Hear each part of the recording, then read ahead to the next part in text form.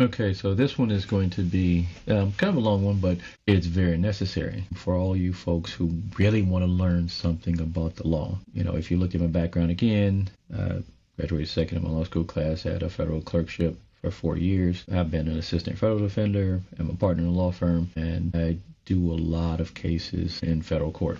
So now, basically, what this is about is, all of the discussions about what's going on in the federal courts and what President Trump is doing, and what the case 2024 Trump v. United States actually means. And there's a concept that I spoke about in a shorter video, which is imperi materia, INPARIMATERIA. So essentially what that means is that the courts use the concept of imperi materia, which is harmonization of provisions, whether it be statutory provisions or constitutional provisions. What it means is that it ensures when there's two different provisions that actually deal with related topics, in this case, the two provisions within the Constitution, they are interpreted in a way that gives both of them effect. So one may be an exception, one may be what normally happens, or it may actually, deal with something different. Say, for instance, the presidential powers, and then you have some type of statute or law that prevents individuals or even the president from doing certain things, whether it be federal statutes, posse comitatus, whatever it may necessarily be. And how this decision either kind of violates imperi materia, or it kind of gives an exception, first real exception to it, which is going to throw things off balance. So I'm going to basically kind of dig through some of those things, and I'm going to try to put it in a manner that you'll understand it, in a manner that lawyers and legal scholars will look and say, I may never have thought about it that way, or I may have thought about it but didn't necessarily go into that depth, or you'll have something to say about it. You may not like it or whatever, but go ahead and comment. Okay, so let's start. All right, Trump v. United States in 2024, a lot of folks know about that case. Basically, the Supreme Court went through a couple different things. The first thing they did was they were talking about presidential immunity. Okay, so they held that the former president's entitled to absolute immunity from criminal prosecution for actions within conclusive constitutional authority of the president. When their official acts, he has absolute immunity, presumptive immunity for other official acts, but no immunity for unofficial private capacity.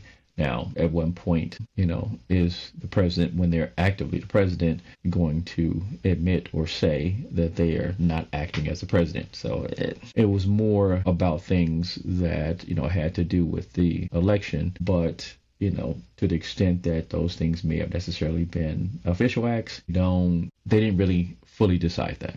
Okay, so, but the court framed a two-tier approach. So for constitutional functions of the presidency, immunity is absolute. For acts falling into the outer perimeter of official duties, immunity is presumptive, but can be rebutted by showing the prosecution wouldn't basically imperil or get in the way of the president functioning. Now, basically, it said that, it doesn't, cover unofficial acts, just non-presidential. Okay.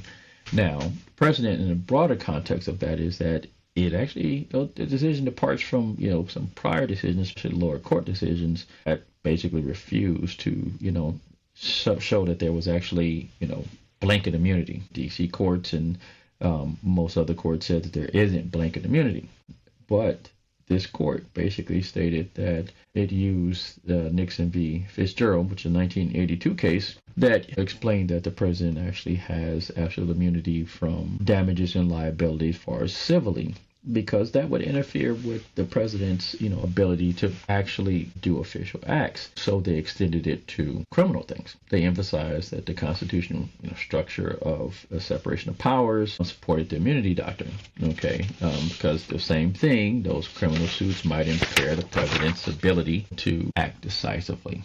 Okay. Now, of course, there were dissents. For the most part, Justice Jackson, Kagan, and Sotomayor dissented sharply, and they said it undermines, constitutional accountability of the president, that it contravenes the rule that no one is above the law, which has actually been stated in prior cases. All right. And then the test for rebutting the presumptive immunity was vague. So it could be manipulated, and we don't really know what that test actually is. Okay. Now, as far as the pardon power and its limits, the Constitution says that the president shall have power to grant reprieves and pardons for offenses against the United States, except in cases of impeachment. So essentially, it's every offense, federal offense known to law, and is unlimited, and it's exercisable either before legal proceedings are taken or during their pendency or after conviction and judgment. Okay, it's plenary.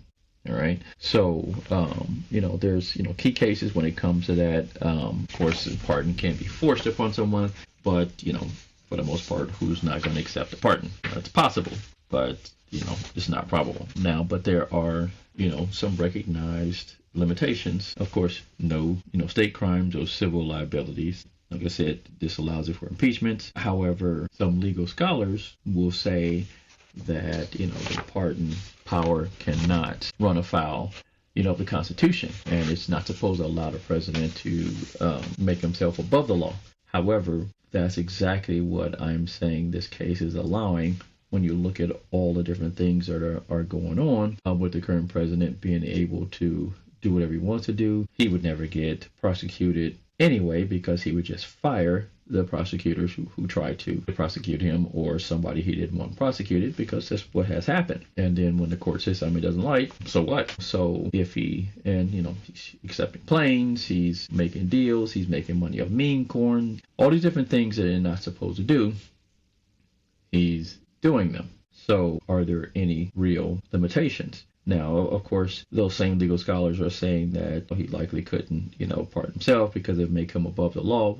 However, there's nothing in the Constitution that says that he cannot pardon himself. That would be something that the Supreme Court would have to state that it was never meant for that to happen, and it doesn't seem like that's going to occur. So now, looking at it through the lens of imperium materia, I believe that even objectively, the decision was a mistake because it effectively nullifies the Constitution, constraints by granting the president near absolute immunity. That means it undermines the separation of powers, the emoluments clause, congressional authority, and judicial review. Doesn't make a difference what the judiciary says. He's going to do whatever he wants anyway, and there's nobody to stop him. Now, on the other hand, if the court intentionally created this super immunity exception, the exception is dangerously vague because it's so broad and they haven't, announced or enumerated, its limitations, and it threatens basic legal chaos, including potential presidential subversions to elections without recourse. Now, when you look at it even further, even though imperium materia is typically applied to statutes, when multiple, statutes are on the same subject matter, saying that they basically should be read together, you can argue that the Constitution is a document that needs to be read together and the provisions read so that the structural constraints can be read together to give effect to all parts of the Constitution. So it's no different. Trump v. United States basically creates tension because if the president cannot be prosecuted for acts that violate the Constitution, the Foreign Emoluments Clause, anti-corruption statutes, or statutes limiting presidential coercion, then they lose bite. When you look at emoluments and corruption, it prohibits titles of nobility. Congress may regulate foreign gifts. The president can act with impunity. The Emoluments Clause might effectively be unenforceable. Congress said, no, you can't accept that plane. Yes, I can. The president might ignore or override subpoenas, judicial orders, court judgments, claiming immunity as an official act. Military, domestic deployment. The president can deploy the military forces domestically, running into posse comitatus concerns. What does that sound like? With impunity, if done under the guise of official duty. He can do it whatever he wants because it is an official duty. Now, critics may say that it's kind of an overreach, but not so much. All right, now, if the court meant to carve out this broad official act immunity exception, they really needed to actually carve it out and give it some definition. Because as of right now, he can do anything he wants, and that's just fact. We've been seeing it. Okay, now they didn't provide a manageable test for distinguishing core constitutional acts from borderline official acts. They didn't clearly define how to prosecute and survive the rebuttal presumption in practice. They didn't do any of that stuff. Okay, so now we're looking at systemic and institutional consequences. Erosion of accountability. With immunity and pardons, a president could act without fear of criminal enforcement, which puts significant pressure on political checks. Congress, impeachment, public opinion, who bears responsibility for oversight. Chilling of enforcement. Federal prosecutors can be deterred from investigating or charging conduct that is borderline official due to risk of interminable litigation or dismissal on immunity grounds. Also, they could be worried about their damn jobs. Separation of power tension. The decision elevates the executive branch above scrutiny of the courts, shifting the balance away from judicial and legislative checks. Eliminating checks and balances. Impact on state and federal dynamics. While the presidential immunity and pardons do not apply to state criminal law in practice, the president may take actions implicating state and local interests. Thus, he can interfere with state elections, tell states that they can't have money. You've seen that already. He said, you're not going to get any funding. Okay. Election subversion risk. Now, he may attempt to interfere with, delay, or annul election processes. We don't know if that's going to happen or not. Now, as far as self-pardon, question remains open. It hasn't been decided yet. But that doesn't change the fact that it can happen. It can happen because, generally speaking, if there is a power given to a branch of government and the Constitution does not limit it, for the most part, the court isn't going to put a limitation on it because they would be creating a limitation and running afoul of the Constitution. So now some, people may argue that self-pardon would violate fundamental principles. It would place the president above the law. But if they really mean for him to be, if they truly meant what they put in that 2024 decision, then they meant for him to be able to be above the law. Now, no court yet has accepted or rejected the self-pardon. So it's speculative, but it's likely. Now, what isn't speculative is his ability to pardon possible co-conspirators and restitution. So you could have a situation where co-conspirators or friends and family or whatever take money, lots of money, from the United States in some way, shape, or form and never have to pay it back because they get pardoned. And there is no civil nature to go after. But however, even if there is a civil nature, he could always have the government do a deal with them, sign a contract where they don't have to pay it or they pay some minuscule amount. That very well can happen. So even if there is a civil penalty, he can make it so that for the most part goes away. Now, although restitution is repayment of what's owed to someone, as I stated, it is something that can be made to go away when the charges go away. Not all the time, but for the most part, yes, it can. Because if the charges go away, then that's gone. Now, there's a difference between restitution and forfeiture. Forfeiture is more of a penalty. Restitution is more of making sure that the people get their money back. However, I've already explained how that can be made to go away. Okay, so now limitation on impeachment in state prosecutions. Now, even though they can't be used on state prosecutions and, on impeachments, it does not mean that what he does or says won't affect states necessarily doing whatever it is they want to do because they're afraid of the repercussions. Okay, so now here's one of the biggest things. We keep hearing that, he's going to be going for a third term. Now, it doesn't mean he's going to run for office. It could mean that he just tries to stay in power. Now, could he act without fear of prosecution? Under Trump v. United States, damn skippy. Any acts can be claimed to be official. And he would be immune from prosecution. This could embolden his conduct, even though he violates, certain statutes, as long as it's cloaked in a mantle of executive duty, you still wouldn't be able to prosecute him thereafter. That combined with the self-pardon, he may feel like he's immune from prosecution. Although, it's just a theory, very well can happen. Now, can he prevent the 2028 election or refuse to step down? In theory, the president might be able to, attempt to delay or suspend, nullify elections, refuse to yield power, heighten emergency powers. The pretenses that argue acts are within his official capacity and therefore are immune. Now, there are some constitutional mechanisms that remain. 14th and 15th Amendments guarantee voting rights and equal protection. 22nd Amendment limits terms.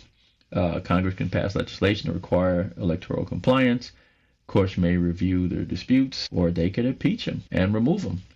However, raise your hand if you believe that the current Senate and Congress would remove him. Yeah, I think so. Okay. Now, him refusing to give up power would cause a constitutional crisis, political and public backlash, a lot of legal arguments. But ultimately, if he doesn't fear prosecution, why wouldn't he do it? Okay.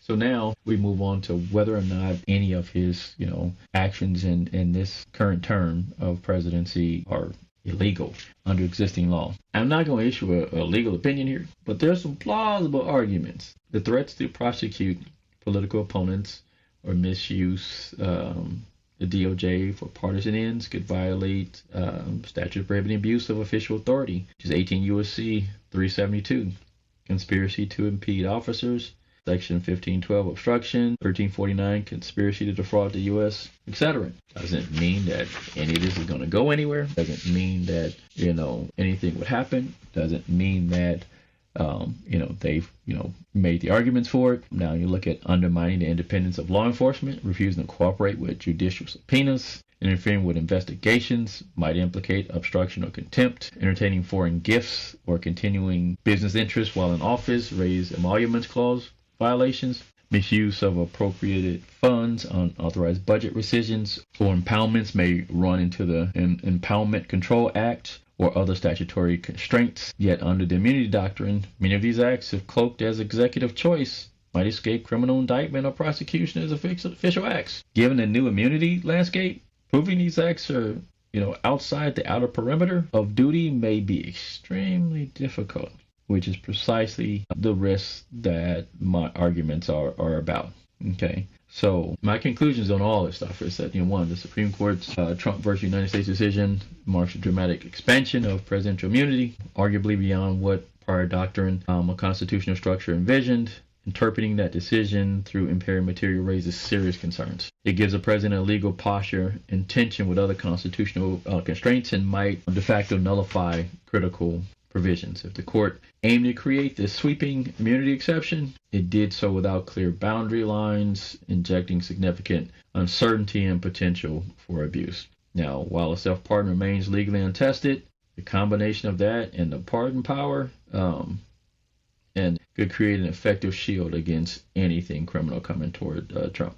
Nonetheless, the system is not wholly toothless. Now, there may be civil lawsuits, injunctive relief, congressional checks, but as we see right now, none of this stuff is really happening. So, as of right now, there isn't very much accountability, and whether Trump's actions are clearly illegal depend on how aggressively one draws the line between official and non-official acts. Nobody's doing that. So as of right now, he can and will do whatever the hell he wants to. And people either need to get accustomed to that or somebody needs to do something. As of right now, nobody's going to do anything. There are people benefiting from that. So, as always, I want you to like, comment, subscribe. Tell me what you think about it. And, hopefully you can have some ideas and we can have a dialogue and we can have a live discussion about this. But until then, I gave you a lot to think about. You can look some of this stuff up and you can form your own opinion. And I welcome that. Percy King, King Speak. Talk to you soon.